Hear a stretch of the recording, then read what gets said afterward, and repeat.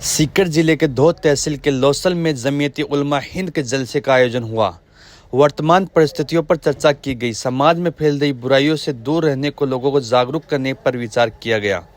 गरीबों की मदद करने और लोगों पर जुल्म न करने का आह्वान किया। गुरुवार को सीकर के धौद तहसील का जलसा लोसल के बकरा मंडी में जमीयत उलमा हिंद के जलसे का आयोजन हुआ। लोगों को बगैर किसी भेदभाव के गरीब, मजलूम और बेसहारा लोगों की मदद के लिए आगे आना चाहिए। मुसलमानों को ज़्यादा से ज़्यादा तालीमी इदारे खोलने चाहिए जिसमें नई टेक्नोलॉजी के साथ साथ तालीम दी जाती हो। भारत की आज़ादी में जमीयत उलमा हिंद का योगदान के बारे में बताया। मौलाना यमीनी मुबल्लिग दारुल उलूम देवबंद ने बताया, 1919 में जमीयत उलमा हिंद की स्थापना हुई। आज़ादी की लड़ाई के लिए जमीयत उलमा हिंद ने सबसे पहले अंग्रेज़ों के खिलाफ आवाज़ उठाई। महात्मा गांधी को महात्मा की उपाधि किसने दी, इसके बारे में बताया। महात्मा गांधी को लीडर किसने बनाया, इसके बारे में बताया। देश में अमन व चैन बना रहे, इसके लिए दुआ की गई। इस दौरान मौलाना यमीनी मुबल्लिग दारुल उलूम देवबंद, मौलाना यूनुस सीकर, नायब सदर जमीयत उलमा हिंद राजस्थान, मौलाना असद सदर जमीयत उलमा हिंद सीकर, मौलाना शकील सेक्रेटरी जमीयत उलमा हिंद सीकर, मौलाना जाकिर सदर जमीयत उलमा हिंद धौद, मुफ्ती अजहर मोहसिन कासमी नायब सदर जमीयत उलमा हिंद धौद।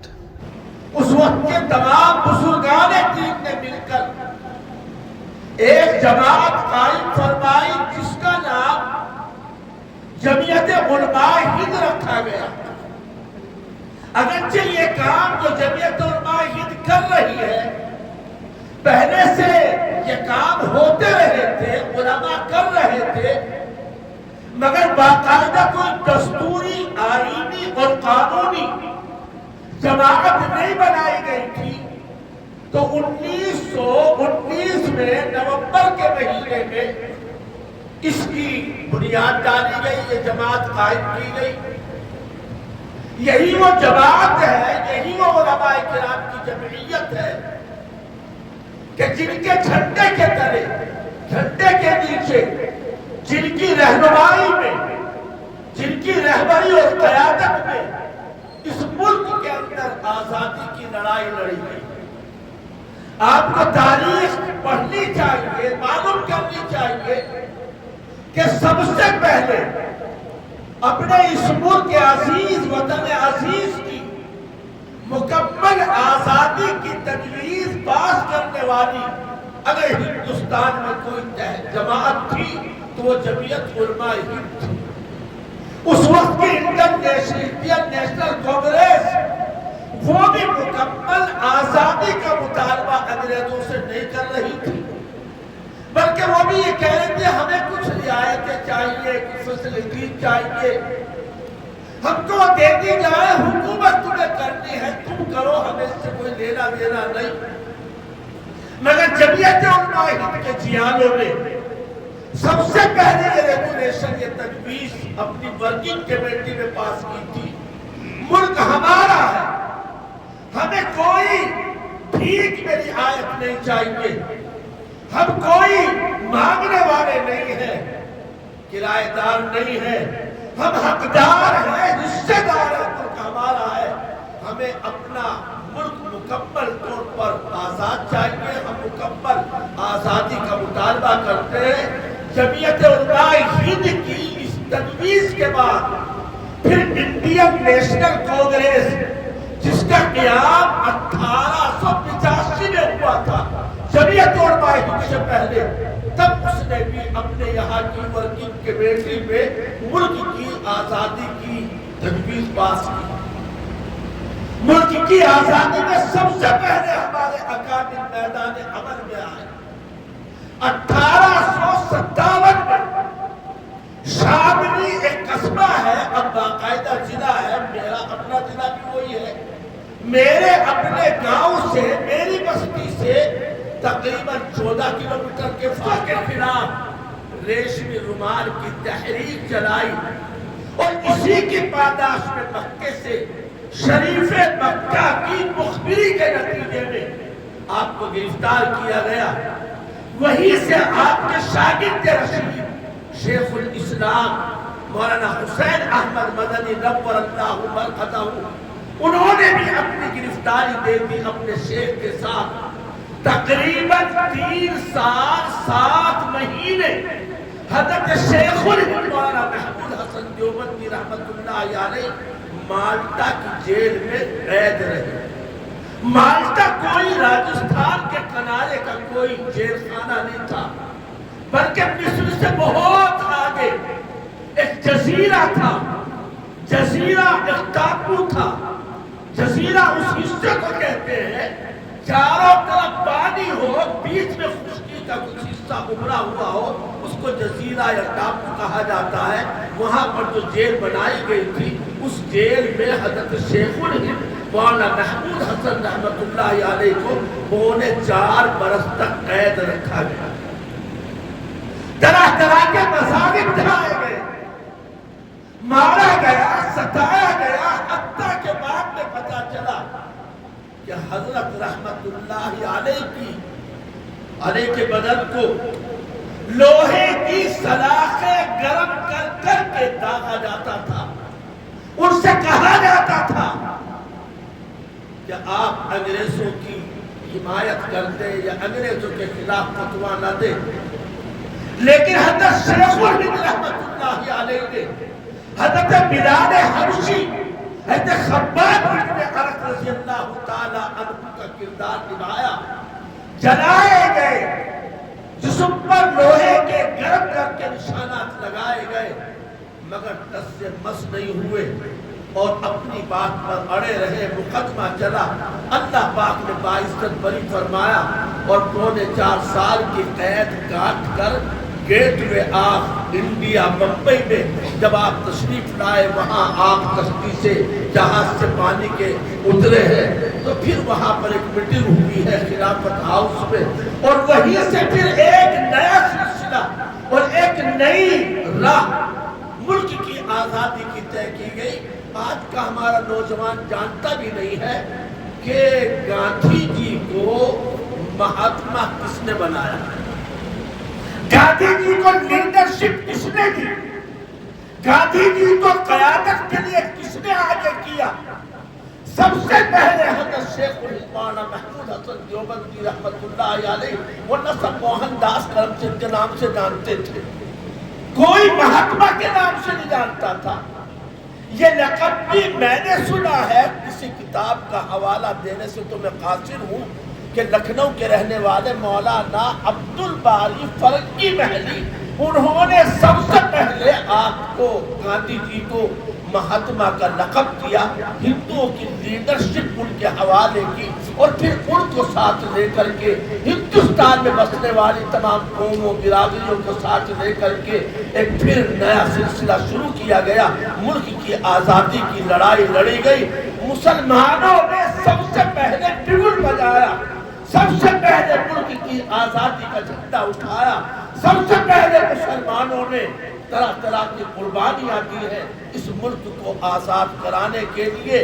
لیکن کیا کیا جائے کہ آج دوسرے تو کیا، ہم خود اپنی ماضی کی تاریخ کو، آج ہم خود اپنے اکابر کی قربانی کی تاریخ کو بھول بیٹھے ہیں۔ ہمیں بھی معلوم نہیں، ہمارے نوجوان کو بھی معلوم نہیں، نہ پڑھایا جاتا، نہ بتایا جاتا، نہ کہیں بیٹھ کر سنایا جاتا۔ آج کا ہمارا نوجوان بھی بچن نام لیتا ہے اور یہی سمجھتا ہے کہ انہی لوگوں نے ملک کو آزاد کرایا تھا، ہم تو یہاں بس ویسے پڑے ہوئے ہیں۔ نہیں، آپ کو سینہ ٹھوک کر کے یہ بات کہنی چاہیے، ملک ہمارا ہے، ہم نے اس کو آزاد کرایا، ہمارے اکابر نے سب سے پہلے اس کی آزادی کی تجویزیں پاس کی ہیں، قربانیاں کی ہیں، طرح طرح کی پریشانیاں اٹھائیں۔ جمعیت علماء کی بڑی روشن اور تابناک تاریخ ہے ملک کی آزادی سے 1947 سے پہلے پہلے۔ اللہم وفقنا لإقامت الصلاة، اللہم ارحمنا فإنک خیر الراحمین۔ اے الہ العالمین اپنے فضل و کرم سے آج کے اس جلسے کو ہر اعتبار سے قبول فرما، آنے والوں کو، بیٹھنے والوں کو، سننے والوں کو، سنانے والوں کو، دعوت دینے والوں کو، انتظام کرنے والوں کو، کرسیاں بچھانے والوں کو، کسی بھی طرح سے اس کام میں شرکت کرنے والوں کو اے اللہ سب کو قبول فرما۔ اے اللہ ہمارے ایمان کی، عقائد کی، اعمال کی، اخلاق کی حفاظت فرما، ہماری جان کی، مال کی، عزت کی، آبرو کی حفاظت فرما، مساجد کی، مدارس کی، مقابر کی، اسلامی شعائر کی، درگاہوں کی، خانقاہوں کی، تبلیغی مراکز کی، دین کے تمام اداروں کی، دینی جماعت و جمعیتوں کی، اسلامی تمام بزرگ ہماری دینی شخصیات کی حفاظت فرما۔ اے اللہ ہم سب کو ایمان پر استقامت اور مضبوطی نصیب فرما، دین کے جاری اور باقی رہنے کے فیصلے فرما۔ اے الہ العالمین اپنے فضل و کرم سے نبی کے پاک صلی اللہ علیہ وسلم کی سنتوں پر عمل کرنے، سنتوں کو زندہ کرنے، سنتوں کو پھیلانے، سنتوں کو اپنی زندگیوں میں بسانے اور سنتوں پر اپنی جانوں کو قربان کرنے کی ہمیں توفیق نصیب فرما۔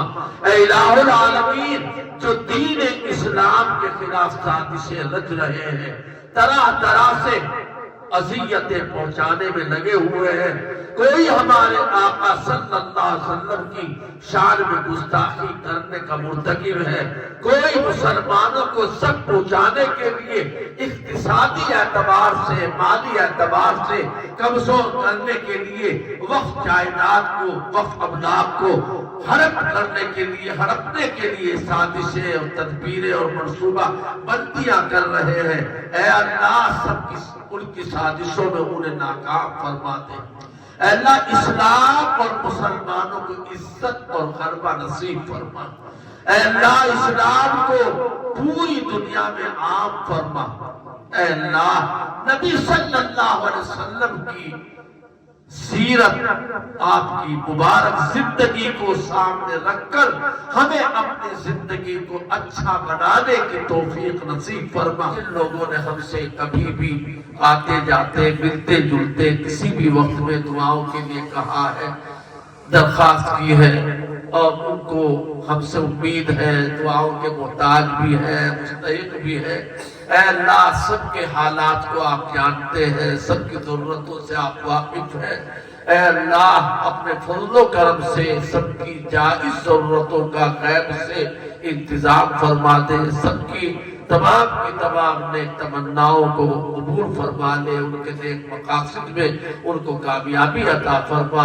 اے اللہ ہم سب کو اپنے فضل و کرم سے ایمان پر زندہ رکھ، ایمان ہی پر ہمیں موت دے، اور ایمان والوں ہی کے ساتھ ہمارا حشر فرما۔